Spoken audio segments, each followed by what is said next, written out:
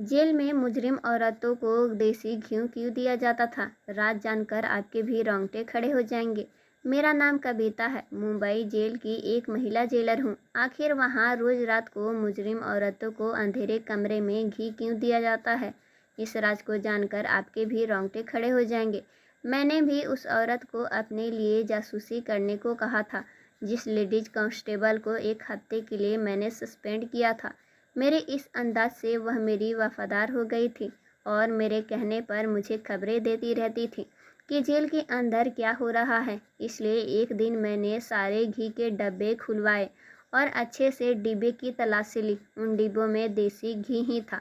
मैंने उस औरत को बुलवाया जो मुझे सारी खबरें देती थी। मैंने उसे कहा, मुझे अंदर मालूम करके बताओ, देसी घी के डब्बे आखिर क्यों आते हैं और किस लिए आते हैं और कौन इस्तेमाल करता है और क्यों? मुझे 2 दिनों के अंदर सारी रिपोर्ट बनाकर दो। मेरी ड्यूटी ज़्यादातर दिन के वक्त ही होती थी और रात के वक्त एक और जेलर आती थी।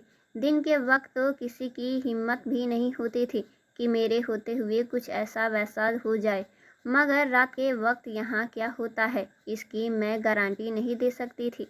इसलिए जासूस को काम पर लगा दिया। मैंने पूछा, गौरी, क्या आपको देसी घी के डब्बे की वजह से शक हुआ था? मेरे सवाल पर जेलर गौरी ने हाँ में सर हिला दिया। कहा, हाँ, रोजाना की कई डिब्बे देसी घी के जेल के अंदर आते थे और मेरी नज़रों में यह नॉर्मल बात नहीं थी। मेरा अंदाज़ा बार बार यही कह रहा था कि कुछ ऐसा हो रहा है जो मेरी नज़रों से ओझल है। मेरी जासूस ने मुझे सनसनीखेज शब्दों में आकर सब खबरें सुनाती थी। वह सुनकर ही मैं दंग रह गई। उसने कहा कि देसी घी रोज रात को अंधेरे कमरे में कुछ खास औरतों को दिया जाता है। रात की ड्यूटी वाली जेलर इस बात को जानती है और आपके कार्यालय की भी 2-4 लोग शामिल हैं। मैं उलझन में पड़ गई। अंधेरे कमरे में देसी घी क्यों औरतों को दिया जाता है, इसका क्या मतलब हुआ? मैंने अपनी जासूस से कहा कि मुझे उन औरतों के नाम बताओ जो रोजाना अंधेरे कमरे में जाकर देसी घी इस्तेमाल करती हैं। जासूस ने जिसके नाम बताए, उन औरतों को देखकर मैं चौंक गई। वो औरतें तो पहले से इतनी सेहतमंद नहीं थीं, दुबली पतली सी थी, मगर अब देखा तो काफ़ी सेहतमंद हो गई थीं। जासूस ने मेरे कान में चुपके से कहा, मैडम जी, ये कमाल इसी देसी घी का है।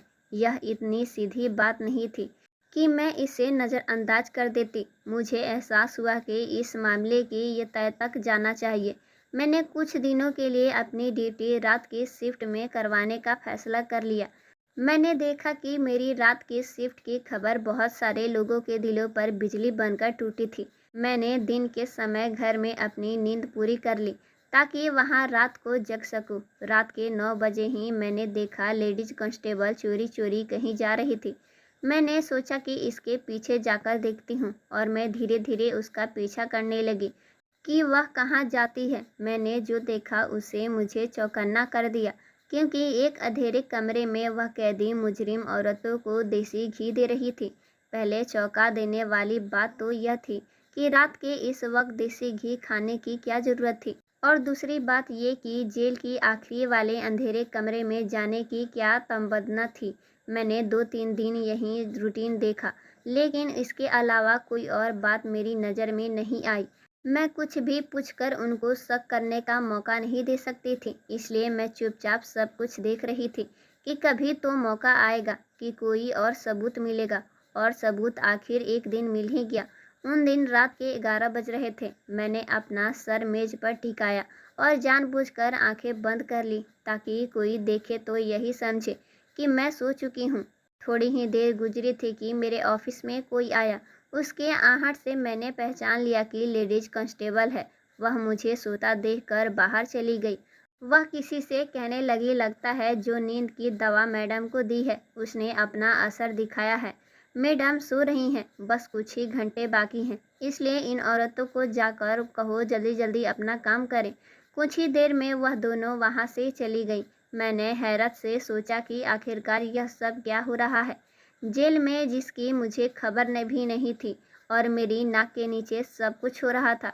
इसकी वजह से अंदाज़ा हुआ कि जो भी हो रहा है इस अंधेरे कमरे में हो रहा है। तभी मैंने उठने की कोशिश की ताकि जाकर देख सकूं ऐसा क्या हो रहा है। वहाँ पर उठते ही मेरा सर चकराने लगा। मुझे चक्कर आ रहे थे। लगता है कि मेरी चाय में जो नींद की गोलियां मिलाई गई थी उसने अब अपना असर शुरू कर दिया था। मैं वहीं पर सो गई और सुबह तक मुझे कुछ खबर नहीं हुई कि मैं वहाँ पर हूँ। सुबह उठी तो सर भारी हो रहा था, इसलिए घर चली गई। घर जाने से पहले इस औरतों के जेल की तरफ आई ताकि कोई बात इनके बारे में पता कर सकूं, मगर वहाँ पर सब कुछ ठीक लगा तो मैं वापस घर आ गई। घर आकर मैं सोचती रही कि इस कांस्टेबल के साथ दूसरा शख्स कौन था जिससे वह बात कर रही थी। उसके बाद मैं रात को दोबारा ड्यूटी पर गई। मैंने फैसला कर लिया कि मुझे क्या करना है। मुझे कल की तरह चाय दी जाएगी, मगर आज मैंने वह पी ही नहीं, पास के ही बेसिन में फेंक दी और खाली कप रख कर आंखें बंद कर ली। थोड़ी देर बाद वह कप लेने आई तो मुझे सोता हुआ देखकर तसल्ली अंदाज में बाहर चली गई। थोड़ी देर बाद मैं भी बाहर निकल आई। रात के 11 बज रहे थे। जेल में हर तरफ की लाइट बंद थी, हर तरफ अंधेरा ही अंधेरा था। मैं चुपचाप उस तरफ बढ़ गई जहाँ पर अंधेरे कमरे में वह औरतें रहती थी जो रोज देसी घी खाती थी, लेकिन आज वहाँ उस कमरे में अंधेरा नहीं था। किसी ने मोबाइल की टॉर्च ऑन करके रखी थी। मैं एकदम से उस पर चिल्लाई और मैंने चीख करके कहा कि यह सब क्या हो रहा है। जो नज़ारा मेरे सामने था उसे अपनी आंखों के सामने देखकर मुझे भी यकीन नहीं आ रहा था।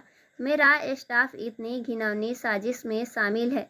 वो औरतें सुरंग खोद रही थी। उन्होंने अच्छी खासी सुरंग बनाई हुई थी। जाने कितने हफ्तों से यह काम किए जा रही थी। वह औरतें कत्ल के जुर्म में जेल में आई हुई थी और अदालत की तरफ से उन दोनों को उम्र कैद की सज़ा सुनाई गई थी। वह दोनों यहाँ से फरार होने के लिए सुरंग बना रही थी और इस काम में मेरा पूरा कार्यालय भी शामिल था। लेडीज कांस्टेबल को यूं मुझे सामने देखकर सांस रुक गया। उसके हाथ से मोबाइल नीचे गिर गया जिसका टॉर्च ऑन करके उनके सर पे खड़ी थी। इसलिए देसी घी खाती थी क्योंकि सुरंग खोदना आसान काम नहीं होता, इसके लिए बहुत ताकत चाहिए होती है। वह देसी घी खाकर रोजाना के 3-4 घंटे सुरंग खोदने पर लगी रहती हैं। वहाँ खड़े खड़े ही मैं सब कुछ समझ चुकी थी और सारी कहानी मेरी आंखों के सामने थी और मैं सब कुछ समझ गई थी। मैंने लेडीज कांस्टेबल से पूछा, और कौन है तुम्हारे साथ मिला हुआ? कल मैंने तुम्हें किसी और से बात करते हुए सुना था। वह कौन है? वह बहुत घबराई हुई थी। मेरे बार बार पूछने पर भी उसने कुछ नहीं बताया तो मैंने कहा कि ठीक है, मैं कमिश्नर से बात करती हूँ। अब तुम्हें नौकरी से निकाला जाएगा तो तुम्हें पता चलेगा। मेरी बात सुनकर वह बहुत ज़्यादा डर गई थी। कहने लगी, प्लीज़ किसी को फ़ोन मत कीजिए। अभी मैंने फ़ोन उठाया ही था कि मेरे सर पे किसी ने बहुत तेज़ वार किया और मैं बेहोश होकर वहीं पर गिर गई। मुझे होश आई तो मैंने देखा कि मैं खुद भी जेल के ही एक कमरे में कैद थी। मुझे याद आया कि मैं फ़ोन करके जानकारी देने वाली थी कि किसी ने मेरे सर पे वार कर दिया। वह लेडीज कांस्टेबल के अलावा कोई और नहीं हो सकता था।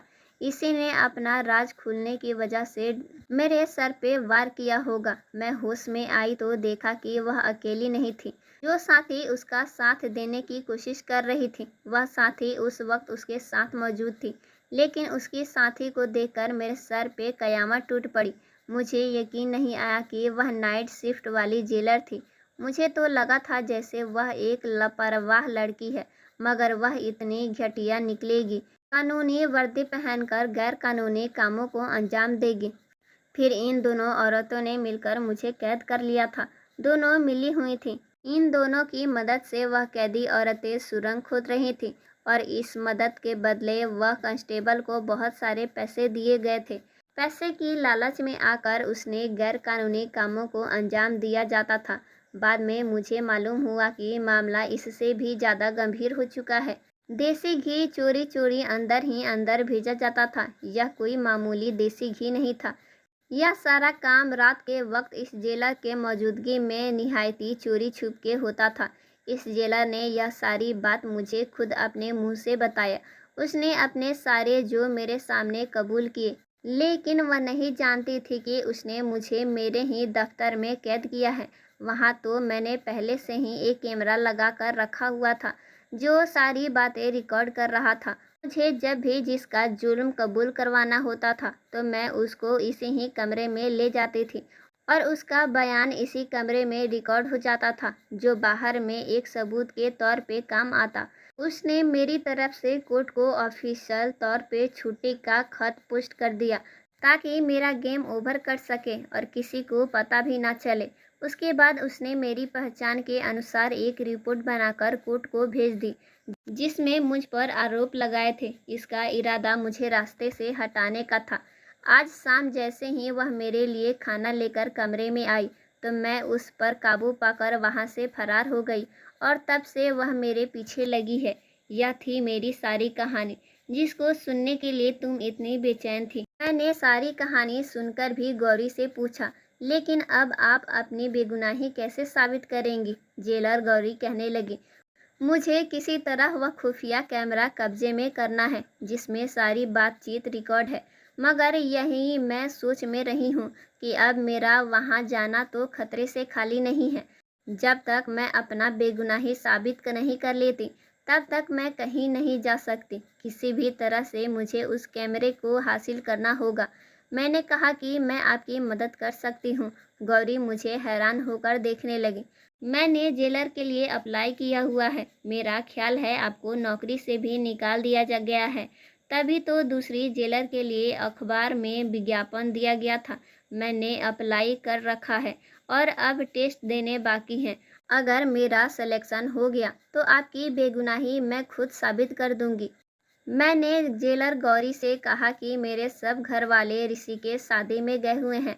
आप जब तक चाहें यहाँ पर रह सकती हैं। मगर अगले ही दिन उन्होंने अपने पति को फ़ोन किया और उनके साथ चली गई। मुझे यह सारी कहानी जानकर इस बेचारी के लिए बहुत दुख हुआ था। गौरी एक ईमानदार जेलर थी। मैंने अगले दिन पेपर दिया और विनती करने लगी कि जेलर के तौर पे अप्लाई हो जाए। मेरा मकसद गौरी की बेगुनाही साबित करना था और इस मकसद के लिए ज़रूरी था कि मैं मुंबई जेल के अंदर जाती और ये सिर्फ जेलर की हैसियत से ही मुमकिन था, जो कि शायद मैं ही कर सकती थी। मेरी प्रार्थना रंग लाई। मुझे सिलेक्शन कर लिया गया। इंटरव्यू की सारी तैयारी गौरी ने ही कराई थी, जिसकी वजह से मैं कामयाब हुई थी। मैंने वहां जाते ही पहले दिन देख लिया था कि वह कौन सी औरतें थीं जो सुरंग खोदती थी और देसी घी हजम करती थी। इन औरतों को देखकर अंदाजा हुआ कि इनका काम अभी भी जारी था। मैंने चुप करके बड़े अधिकारियों को लेटर लिखकर यह बताया कि जेल में सुरंग खोदी जा रही है और इसकी जिम्मेदार रात की ड्यूटी वाली जेलर और लेडीज कांस्टेबल है। इसके साथ ही मैंने वह कैमरा भी सबूत के तौर पे साथ में भेजवा दिया, जो मुझे ठीक इस जगह मिला था जिसकी मुझे गौरी ने बताया था। ठीक रात के 11 बजे जेल के सेल में छापा पड़ गया जहां सुरंग खोदी जा रही थी और उन औरतों को रंगे हाथों पकड़ लिया गया। लेडीज कांस्टेबल और नाइट ड्यूटी वाली जेलर को गिरफ्तार कर लिया गया और उनको कड़ी से कड़ी सज़ा सुनाई गई। ये सब मैंने अपनी ड्यूटी के दूसरे दिन ही किया था, क्योंकि मेरा इरादा ही यही था कि सच सामने लाया जाए। जेलर गौरी के बेगुनाह साबित हो गई और उसे उसकी पोस्ट दोबारा दे दी गई। मुंबई जेल की नाइट ड्यूटी और जेलर की पोस्ट गौरी को दे दी गई और दिन की ड्यूटी मुझे दी गई थी। जेलर गौरी ने मेरा बहुत शुक्रिया अदा किया और मुझे कहा कि तुम्हारा बहुत एहसान है कि तुमने मेरी मदद की। और जब मेरी जेलर गौरी के साथ बहुत अच्छी दोस्ती हो गई, हम दोनों ने पहले की तरह मिलकर जेल का माहौल बहुत अच्छा कर दिया और सब कुछ पहले की तरह अच्छा होने लगा था। तो इस कहानी के बारे में आपकी क्या राय है? कमेंट करके ज़रूर बताइएगा। दोस्तों, आपको हमारी कहानी कैसी लगी? दोस्तों, यदि आपको हमारी यह वीडियो अच्छी लगी तो आप हमारी इस वीडियो को लाइक शेयर ज़रूर करें और ऐसे ही दिलचस्प कहानी सुनने के लिए हमारे चैनल को सब्सक्राइब ज़रूर करें। धन्यवाद।